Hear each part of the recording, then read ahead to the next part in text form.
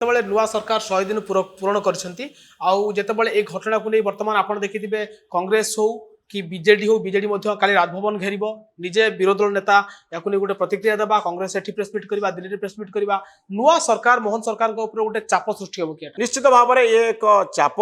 100 दिन सरकार विरोधी दल सक्रिय हेबे या निश्चित कथा गोटे इश्यू दरकार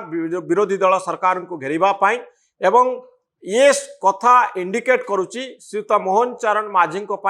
नुआ चैलेंज आणुची एवं ये चैलेंज टी कौन प्रत्येक पुलिस स्टेशन रे सीसीटीवी लगेबा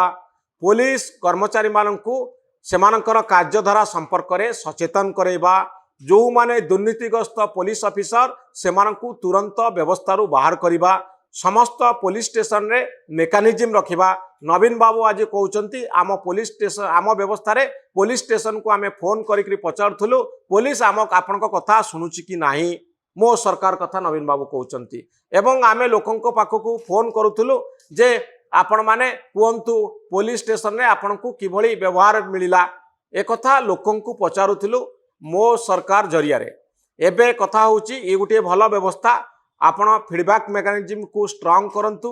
थाना गुड़ी को आहुरी सुदृढ़ करंतु पुलिस रो जहा जहा इश्यू अच्छी तार समाधान करंतु आउ जड़े थाना को गले किभଳି भल व्यवहार पाइबो एवं ता कथा सुना जिवो ता पई तुरंत व्यवस्था करंतु नुआ सरकार गोटे नुआ व्यवस्था तैयारी करू लोकंकर कथा को सतरे पुलिस सुनिबो एथि पई मेकानिज्म गढ़ा जाऊ ए होची ए घटनार सार कथा यारी उपरे काम करबा पई समय आसीची कारण पुलिस व्यवस्था को जदि आपण